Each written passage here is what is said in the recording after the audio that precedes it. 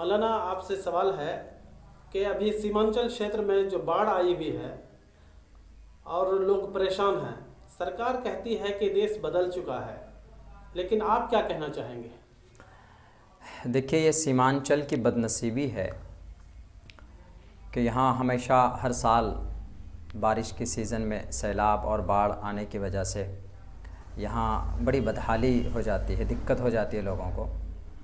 नेपाल करीब में पड़ता है और वहाँ बारिश का पानी बढ़ने की वजह से, वो फाटक खुलने की वजह से ये हमारा सीमांचल, अररिया, पूर्णिया, किशनगंज, कटिहार के अंदर बहुत तबाही आती है। आपने सन 2017 के अंदर भी देखा होगा कि कितनी तबाही आई थी और कितने लोग परेशान हुए थे। मगर हम अभी सरकार से ये कहना चाहेंगे कि बोलने से कहीं ज़्यादा इनको काम करना चाहिए। जब सैलाब आ जाता है, पानी से लोग तबाह हो जाते हैं, किसान धान रोप कर घर नहीं पहुंचते हैं, 2-3 दिन के बाद में सैलाब आता है, बाढ़ आने की वजह से उनका धान की फसल तबाह और बर्बाद हो जाती है। आते हैं जनाब सीएम साहब, ऊपर से दौरा करके चले जाते हैं और कुछ दिनों के बाद मुरी चूरा फेंक कर दे देते हैं लोगों को खाने के लिए। आप चले जाइए, अगर जहाँ पर भी अभी लोग इतने परेशान हाल हैं, गांव-गांव के अंदर डाइवर्शन टूटा हुआ है, पुल पुलियाँ नहीं बना है। सरकार सिर्फ लंबे लंबे दावे करती है कि हमने इतनी तरक्की की, हमने ये काम कर दिया, वो कर दिया। ज़मीनी स्तर पर देखा जाए तो ज़ीरो है, ज़ीरो, कुछ काम नहीं हुआ, सिर्फ बकवास है एक तरह से। इसलिए मैं बिहार सरकार से गुजारिश करता हूँ कि आप चाहें तो ये महानंदा बेसिन अगर बन जाए तो लोगों को दिक्कत नहीं होगी। पानी वहाँ से आएगा, डायरेक्ट पानी जाके वो बंगाल के खाड़ी के अंदर पहुँचेगा। यहाँ हम लोग पानी से मर जाते हैं, पानी की वजह से मरते हैं, सैलाब की वजह से। लेकिन साउथ के एरिया में चले जाइए, वहाँ पानी न होने की वजह से किसान लोग खुदकुशी कर कर मजबूर होते हैं। ऐसा सिस्टम क्यों ना बनाया जाए कि भाई ऐसा कोई निज़ाम बनाया जाए, ऐसा छोटे छोटे नाले का इंतज़ाम किया जाए ताकि इन पानियों को वहाँ पर जमा किया जाए, वहाँ के किसानों को उससे फ़ायदा उठाने का मौका मिलेगा। मैं सरकार से गुजारिश करता हूँ कि ज़्यादा लंबे दावे ना करें। अभी देख लीजिए आप, जब राजनीति चुनाव का टाइम आता है तो 10 हेलीकॉप्टर के ऊपर MP MLAs नाचते हैं, घूमते हैं वोट लेने के लिए, लेकिन जब बाढ़ का मौका आता है तो एक भी हेलीकॉप्टर कहीं पर अवेलेबल नहीं होता।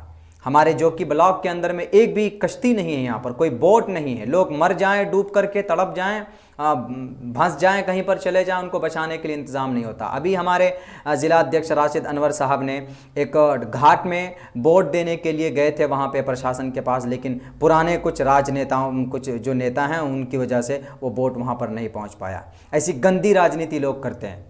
जहाँ ज़रूरत होती है वहाँ पर कश्तियाँ नहीं पहुँचाते हैं। लाइफ जैकेट, अगर कोई डूबने लगा कहीं पे नदी में या कहीं तालाब में या बाढ़ की वजह से, उनको बचाने के लिए लाइफ जैकेट नहीं है यहाँ पर प्रशासन के पास, सरकार के पास। सिर्फ चुनाव करने के लिए, वर्चुअल रैली के लिए उनके पास करोड़ों रुपए होते हैं, हेलीकॉप्टर होते हैं। लेकिन सैलाब ज़दा इलाके के अंदर में जो लोग जद में हैं, हम हैं यहाँ पे, हम इस इलाके के अंदर रहते हैं, हमको पता है कि भाई सैलाब के अंदर कितनी दिक्कत होती है। कभी ये देखें, एक मरतबा आकर के 1 महीना रह करके देखें, इस सैलाब ज़दा इलाके के अंदर में अभी दूध का दूध, पानी का पानी हो जाएगा। इसलिए बिहार सरकार से गुजारिश करते हैं कि भाई इनका इंतज़ाम किया जाए आइंदा से, और फौरी तौर पर बोट का इंतज़ाम किया जाए, लाइफ जैकेट का इंतज़ाम किया जाए, हेलीकॉप्टर का इंतज़ाम किया जाए, ताकि अभी जो लोग तबाह बर्बाद हो रहे हैं, घर डूब रहा है, फसलें तबाह हो रही है, उनको नुकसान होने से उनको बचाया जा सके। बहुत अच्छा। दूसरा सवाल ये है कि अभी अररिया जिला में 12 जुलाई से 19 जुलाई तक फिर से लॉकडाउन लगा दिया गया है। आप अररिया जिला अधिकारी से इस मुतल्लिक क्या कहेंगे? देखिए, लॉकडाउन तो ये कोरोना कोविड-19 की वजह से पहले पूरे देश में लगा था, उसके बाद कुछ इलाक़ों को खोला गया, फिर से अभी हमारे सीमांचल के अररिया ज़िला के अंदर फिर 12 जुलाई से ऐलान किया गया। अच्छी बात है, लॉकडाउन आप कीजिए। पुलिस प्रशासन के लोग, डिस्ट्रिक्ट मजिस्ट्रेट, DM साहब ने आदेश दे दिया, जारी कर दिया कि लॉकडाउन लगाया जा रहा है, आप मास्क पहन कर निकलें। अच्छी बात है, हम आपका सपोर्ट करते हैं। लेकिन मैं एक सवाल करना चाहता हूँ, आपने लॉकडाउन तो लगाया है, लेकिन कोविड-19 के मरीज़ को, पेशेंट को पहचानने के लिए आपने क्या इंतज़ाम किया है? उसके लिए कोई ऐलान नहीं। हॉस्पिटल के अंदर डॉक्टर नहीं है, जांच कहाँ होगा कोविड-19 के पेशेंट का?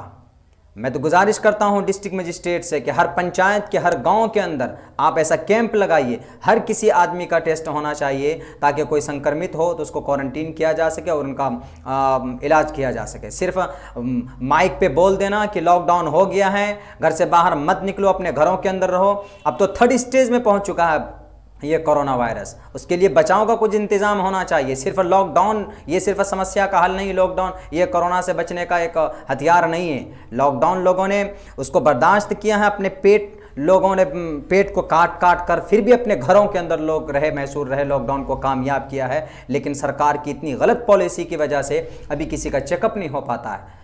सिर्फ लॉकडाउन ये समस्या का हल नहीं है। मैं गुजारिश करूंगा कि भाई इसके टेस्ट का और चेकअप का इंतजाम किया, लोगों को ज़्यादा से ज़्यादा टेस्ट होना चाहिए ताकि पता चल सके कि भाई कहाँ पर इसके मरीज़ हैं। कहीं पर भी आप देख लीजिए, कहीं पर कैंपस नहीं लगा है, हॉस्पिटलों के अंदर में डॉक्टर नहीं है, उनको पीपी किट नहीं दिया गया, 4-4 नर्स को पॉजिटिव रिजल्ट आता है उनका। ये डिस्ट्रिक्ट मजिस्ट्रेट से मेरा गुजारिश है कि लॉकडाउन ठीक है, लॉकडाउन कीजिए आप, लेकिन उसके साथ साथ में आप ऐसा इंतज़ाम कीजिए ताकि कोविड-19 के पेशेंट को पहचाना जा सके, उनका टेस्ट किया जा सके। बस मैं यही कहना चाहूँगा, सिर्फ ऐलान करने से कुछ नहीं होता है। कोविड-19 से अगर सबको बचाना है तो उसके बेहतर इलाज के तरीक़े भी होने चाहिए, उसके टेस्ट का इंतज़ाम होना चाहिए। अगर किसी सेलिब्रिटी के घर के अंदर कोई कोविड-19 अगर पाया जाता है, कोरोना पाया जाता है, तो पूरी की पूरी टीम लग जाती है, उनके गाड़ियों की, उनके कुत्तों की, उनके चहारदीवारी की, उनके घर की सैनिटाइज कर दिया जाता है। लेकिन एक गरीब आदमी जिसको कोरोना जिसको हो जाता है, उसको उसका टेस्ट के लिए, उसके इलाज के लिए कोई इंतज़ाम नहीं किया जाता है। इसीलिए मैं बिहार सरकार से और मरकज़ी सरकार से भी दरख्वास्त करता हूँ कि लॉकडाउन कीजिए, लेकिन उसके साथ साथ में टेस्ट का इंतज़ाम कीजिए, दवाई का इंतज़ाम कीजिए, ट्रीटमेंट का इंतज़ाम कीजिए, तो ये लॉकडाउन हमारा ज़रूर कामयाब होगा। धन्यवाद।